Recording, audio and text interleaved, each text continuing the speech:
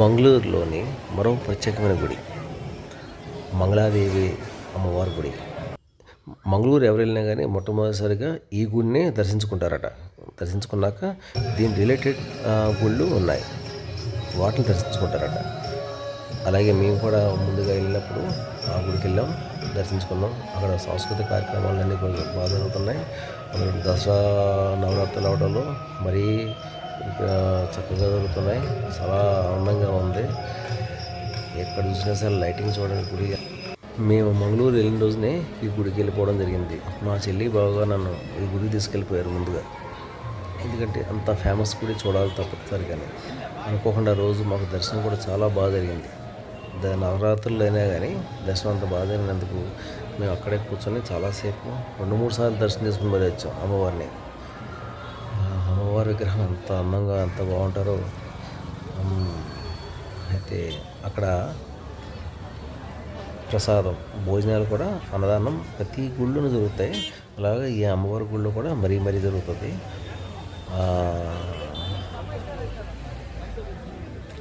అందరికీ వచ్చిన వాళ్ళందరికీ కూడా భోజన ప్రసాదం అందరికీ ఉంటుంది.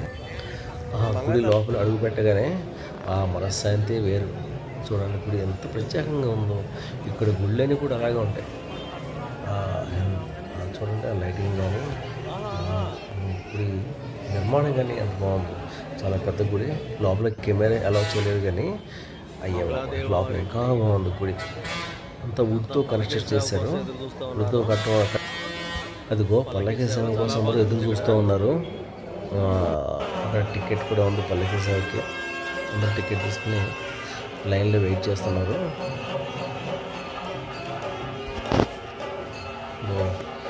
ఇదిగోండి మొదలవుతున్నట్టుంది పల్లకి సేవ. అన్ని ఏర్పాట్లు చేస్తున్నారు. అందరూ లైన్లో ఎలా ఉన్నా చూడండి. పల్లకి సేవకి వెళ్ళే వాళ్ళందరూ కూడా. మేమైతే దూరం నుంచి చూస్తున్నాం, ఫస్ట్ టైం వెళ్ళడం కదా. ఏది ఎలా ఉందని చూస్తూ ఉన్నాం. గుడి మాత్రం అత్యద్భుతంగా ఉందని చెప్పాలి. మంగళాదేవి ఈ లోపల అమ్మవారు ఏం పేరు ఇది చాలా బాగుంది. గుడి నిర్మాణం చూడండి ఎంత బాగుందో కదా.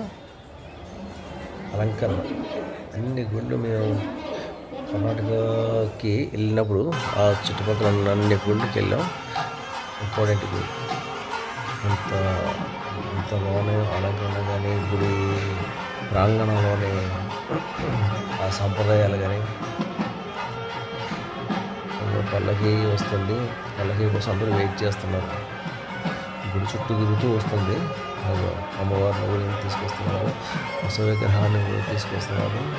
చూస్తున్నారు అందరూ కూడా వెయిటింగ్. ఇటువంటివి ప్రత్యక్షంగా చూడాలి, చాలా బాగుంటాయి. ఎప్పుడైనా సరే మంగళూరు వెళ్తే కనుక ముఖ్యమైన గుళ్ళల్లో మంగళాదేవి అమ్మవారు, రుద్రోలి టెంపుల్, ఇంకా నేను నెక్స్ట్ పెట్టబోయే టెంపుల్స్ ఉన్నాయి, అవి కూడా చూడండి. చాలా అద్భుతం.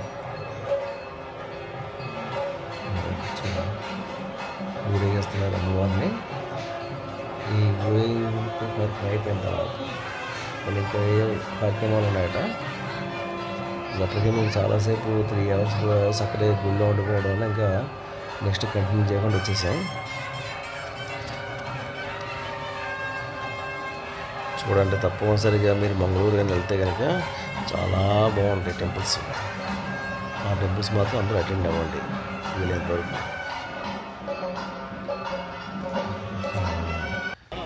అమ్మవార్ల గుళ్ళు బాగా ఎక్కువ అక్కడ. కర్ణాటకలోనే గుళ్ళు ఎక్కువ. ఎటు చూసినా గుడి, ఎక్కడ చూసినా గుడి. ప్రతి గుడి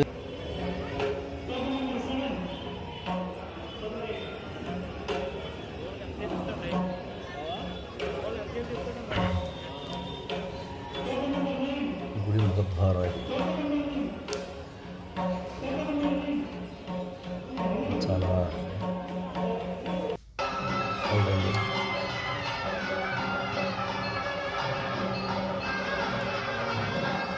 గుడికి సంబంధించిన కార్యక్రమాలను చేస్తున్నారు.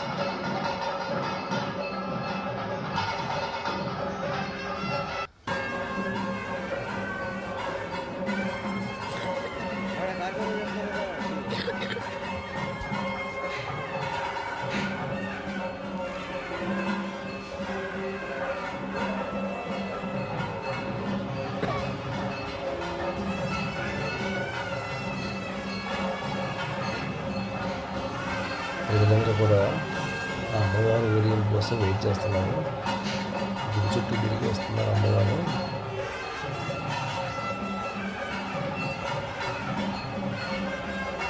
అంతా చాలా పవిత్ర భావంతో చాలా సంతోషంగా చేసుకుంటారు. ఏ గుడికి సంబంధించిన ప్రతి కార్యక్రమం కూడా ఈవినింగ్ అయితే అందరూ కూడా గుడికి వచ్చేస్తారట కంపల్సరీగా.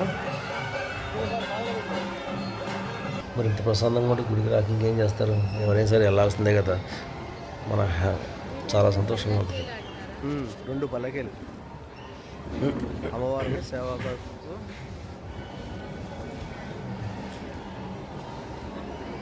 ఈ గుడి బయట ఇంకా లోపల తీయలేకపోయాం కాబట్టి ఓన్లీ అవుట్ సైడ్లో తీసాము. చూడండి. అలాగే మంగళూరు సిటీ అంతా కూడా వస్తున్నారు. అమ్మవారిని పల్లకి సేవలు తీసుకొస్తున్నారు.